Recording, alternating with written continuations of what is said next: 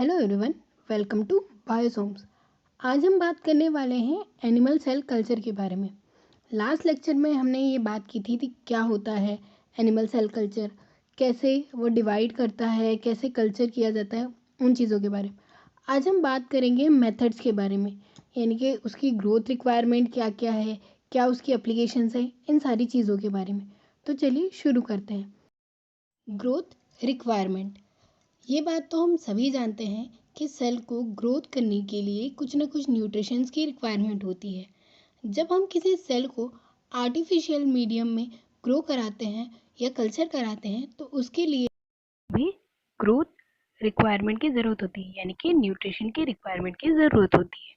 क्योंकि सेल जब अपने ग्रोथ के लिए कुछ न्यूट्रिशन को गेन करता है देन वो ग्रोथ करता है। तो इन न्यूट्रिशन की जो रिक्वायरमेंट होती है उसे हम ग्रोथ रिक्वायरमेंट कहते हैं। वैसे तो जो न्यूट्रिशन में सबसे ज़्यादा ज़रूरी होते हैं वो होते हैं विटामिन्स, कुछ मिनरल सॉल्ट्स, कुछ अमाइनो एसिड्स और कुछ कार्बोहाइड्रेट। पर जब सेल कल्चर की बात की जाए तो वैसे तो हर एक कल्चर कंडीशन के अकॉर्डिंग, जो हर एक सेल टाइप के अकॉर्डिंग जो कल्चर किया जाता है, जो न्यूट्रिशन रिक्वायरमेंट होती हैं वो अलग अलग होती है। पर जो नॉर्मली कंडीशन पर जो न्यूट्रिशन चाहिए होते हैं वो होते हैं amino acids, vitamins, bicarbonate salts और ग्लूकोज। और साथ ही एक बफर सॉल्यूशंस के यूज़ किए जाते हैं ताकि उसका पीएच मेंटेन रहे। हाँ जी, जैसे ही न्यूट्रिशन भी एक रिक्वायरमेंट है ग्रोथ के लिए, वैसे ही एक ऑप्टिमम पीएच होना भी ज़रूरी है। साथ ही कुछ ग्रोथ फैक्टर्स लाइक हार्मोन होना ज़रूरी है, ऑक्सीजन और कार्बन डाइऑक्साइड का मेंटेन होना ज़रूरी है। यदि हमें बेस्ट ग्रोथ चाहिए तो कुछ अमाउंट में सीरम यानी ब्लड सीरम का भी यूज़ किया जाता है।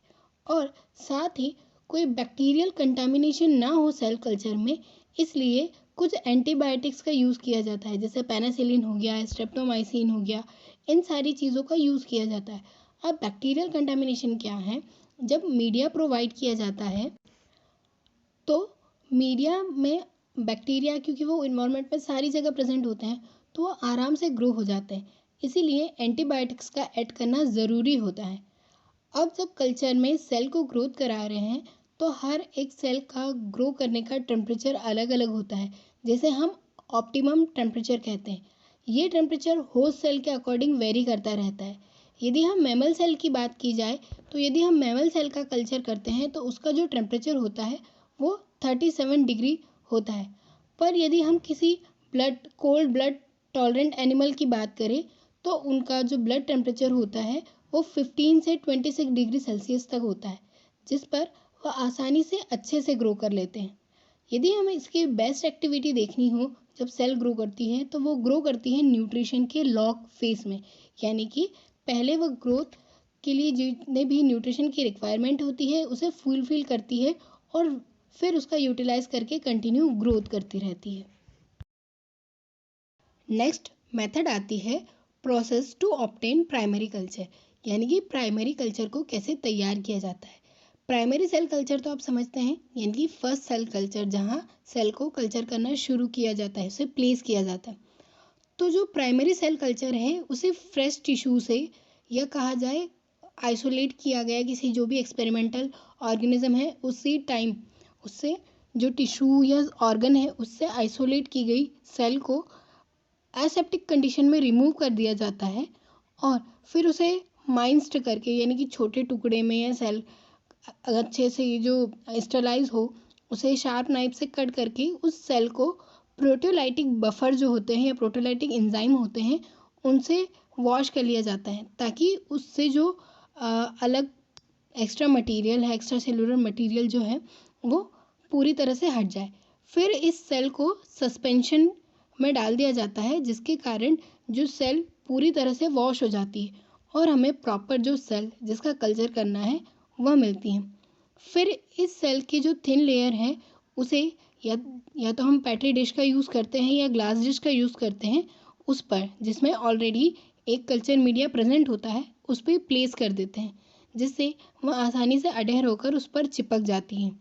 फिर सूटेबल न्यूट्रिशन होने की वजह से और सूटेबल टेम्परेचर पर इसे इंक्यूबेट किया जाता है। अगली आती है एसेप्टिक टेक्निक्स। एसेप्टिक का मतलब कि पूरी तरह से जो है फ्रेश हमें सेल कल्चर मिले, क्योंकि हमने पहले भी बात की थी कि बैक्टीरियल इन्फेक्शन या बैक्टीरियल कंटामिनेशन होने के चांस ज़्यादा होते हैं। वैसे तो कॉमनली जब सेल कल्चर किया जाता है तो बैक्टीरियल इन्फेक्शन या कोई फंगल इन्फेक्शन होने की वजह से आइडेंटिफाई करना मुश्किल हो जाता है कि ये हमारी एक्सपेरिमेंट वाली सेल है या बैक्टीरियल सेल है, क्योंकि वो लगभग एक समान ग्रो होती है। कुछ टाइम बाद कंटामिनेशन होने की वजह से हो सकता है कि बैक्टीरियल सेल उसे इनहिबिट कर दे। इनहिबिट करना यानी कि पूरी तरह से उसे हटा देना। इसलिए सबसे पहले जो कल्चर होता है उसे स्टेरलाइज इन्वायरमेंट में रखा जाता है, और स्टेरलाइज करने के बाद लेमिनार एयर फ्लो में एक बेंच लाइक स्ट्रक्चर होता है, जिसके बारे में माइक्रोबायोलॉजी वाले स्टूडेंट अच्छे से जानते हैं। लेमिनार एयर फ्लो में भी पूरी जो स्टेराइल कंडीशन है उसमें ही HEPA फिल्टर प्रेजेंट होते हैं, हॉट एयर ओवन और ऐसे स्टेरलाइजिंग इंस्ट्रूमेंट्स का यूज़ करके ही कल्चर किया जाता है। सारे सॉल्यूशन और जो भी मटेरियल यूज़ किया जाता है वो कंटामिनेशन फ्री होते हैं, सारे कंटामिनेशन फ्री होते हैं। यहाँ तक कि जो ग्लास स्लाइड भी हम यूज़ करते हैं या हम पेट्री डिश भी यूज़ करते हैं, उसे भी ऑटोक्लेव में पहले स्टेराइल किया जाता है। मीडिया को भी स्टेराइल किया जाता है, उसके बाद यूज़ किया जाता है। और सेल को भी कंटामिनेटेड फ्री करने के लिए इन सारी चीज़ों का यूज़ किया। नेक्स्ट मेथड आती है क्रायो प्रिजर्वेशन। यह एक प्रिजर्वेशन की मेथड है। यदि जब हम सब कल्चरिंग करते हैं, सब कल्चरिंग मतलब यदि कल्चर को प्राइमरी कल्चर से सेकेंडरी कल्चर में ट्रांसफ़र किया जाता है, तो उस टाइम यदि सरप्लस यानी कि सेल्स का बंच बनना या कुछ प्रॉब्लम होने की वजह से उसे ट्रीटमेंट देना ज़रूरी होता है, ताकि वह प्रोटेक्टिव रहे। यानी कि यदि सब कल्चरिंग में हमने पूरा ट्रांसफ़र कर दिया तो हमारे जो सेल है वो पूरी तरह से ख़त्म हो जाती है, इसीलिए उसे स्टोर करना ज़रूरी होता है। इसके लिए जो इसके प्रोटेक्टिव एजेंट है या प्रिजर्वेटिव एजेंट है, उनमें DMSO या ग्लिसरॉल का यूज़ किया जाता है। साथ ही जो इसको स्टोरेज टेम्परेचर होता है वो होता है -130 डिग्री सेल्सियस, और इससे कम या ज़्यादा हो सकता है, जैसे भी रिक्वायरमेंट ज़रूरी होती है। जो सारी स्टोर सेल होती है या हम कहें कि जो सेल का स्टॉक होता है, उसे ओरिजिनल सेल से लॉस्ट होने के लिए बचाने के लिए किया जाता है। मतलब मान लीजिए कि यदि हमारा कोई एक्सपेरिमेंट फेल हो गया है तो हमारी पूरी की पूरी सेल कल्चर ख़राब हो जाता है। इसीलिए जब ओरिजिनल सेल से उसे आइसोलेट किया जाता है तो सारे पार्ट का यूज़ ना करके कुछ पार्ट का ही यूज़ किया जाता है, और बाकी को कंटामिनेशन या कहा जाए कि सेनेसेंस से बचाने के लिए प्रिजर्वेशन किया जाता है। इन प्रिजर्वेशन को फ्रोज़न फॉर्म में रखा जाता है और इन्हें क्रायो वॉल्स में रखा जाता है। जब क्रायो वॉल्स का यूज़ करना होता है उसे थॉ कर लिया जाता है। थॉ करना यानी कि कह सकते हैं कि वो फ्रोज़न फॉर्म में होता है तो उसे नॉर्मल टेम्परेचर पर लाना। फिर उसे थोड़ा सा वार्म किया जाता है, मतलब ल्यूक वार्म वाटर के साथ उसे थोड़ा सा वार्म किया जाता है। उसे मीडिया या सिरम में ऐड कर दिया जाता है और वापस कल्चर कंटेनर में डालकर वापस उसे सस्पेंड करके एप्रोप्रिएट मीडियम में डाल दिया जाता है, जिससे कि हमारा फिर से कल्चर बन सके। अब इसे थोड़े से एक एग्जांपल्स के साथ समझते हैं। मान लीजिए हमने किसी एक्सपेरिमेंट एनिमल लिया है, उसके सारे टिश्यू को आपने एक साथ कल्चर कर दिया और पता चला कि आपके सारे मीडिया में कंटामिनेशन आ गया, तो आपको फिर से वही एनिमल लेना पड़ेगा, उसका ऑर्गन आइसोलेट करना पड़ेगा, उससे टिश्यू आइसोलेट करना पड़ेगा, उससे सेल, यानी कि वो पूरी प्रोसीजर जो आइसोलेशन वाली है वो फिर से दोहरानी पड़ेगी। इसीलिए जब हम पहली बार आइसोलेशन करते हैं तभी उससे कुछ पार्ट का हम यूज़ कल्चरेशन में करते हैं और कुछ पार्ट को प्रिजर्व कर देते हैं, तो इस प्रिजर्वेशन को हम क्रायो प्रिजर्वेशन कहते हैं। एनिमल सेल कल्चर के अब हम प्रोसीजर को स्टेप बाय स्टेप समझते हैं।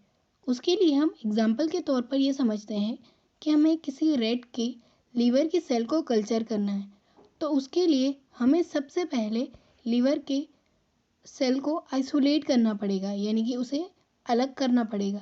सेल को अलग करने के बाद जो आइसोलेट सेल है उसे एप्रोप्रिएट एंजाइम द्वारा और बफर द्वारा पूरी तरह से प्योर सेल में चेंज करना पड़ेगा, यानी कि कोई टिश्यू या अदर सेल उसमें प्रेजेंट नहीं होनी चाहिए। फिर उस आइसोलेट की गई सेल को अप्रोप्रिएट ग्रोथ मीडियम पर इंक्यूबेट करना होगा, यानी कि जो हमारे कल्चर डिश है जिसमें हमने ग्रोथ मीडियम ले रखा है उसके ऊपर उसे इनोकुलेट करना होगा और फिर उस प्लेट को ऑप्टिमम टेम्परेचर पर इंक्यूबेट करना होगा। अब इस ग्रोथ मीडियम में जो जो न्यूट्रिशन की रिक्वायरमेंट है वो, और साथ ही पीएच और ये सारी चीज़ें मेंटेन होनी चाहिए। फिर इस कल्चर मीडियम में जब सेल्स ग्रो करने लगेंगी, तब इस कल्चर मीडियम को सब कल्चरिंग की जाएगी, यानी कि दूसरे कल्चर में ट्रांसफ़र किया जाएगा, और ताकि इसमें यदि कोई कंटामिनेशन की चांस हो तो वह कम हो जाए।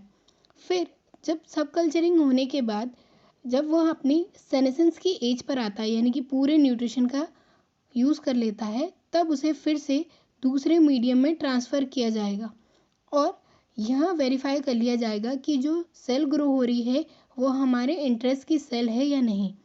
फिर इन सेल्स को जो रेडी हो गई है पॉलीफरेशन के लिए या पॉलीफरेट होकर वह उस ऑर्गेनिज्म जैसे ग्रो होने लग गई है, यानी जिस ऑर्गेनिज्म से हमने आइसोलेट किया था उसके मेन ओरिजिन जैसा ग्रो करने लगी है, तब इसे अदर मीडियम में ग्रो कराया जाता है, और कुछ सेल्स को प्रिजर्व फॉर्म में रखा जाता है और कुछ सेल्स का यूज़ अदर टेस्ट के लिए किया जाता है। ये पूरी प्रोसेस या कहा जाए कि फ्लो चार्ट है सेल कल्चर का।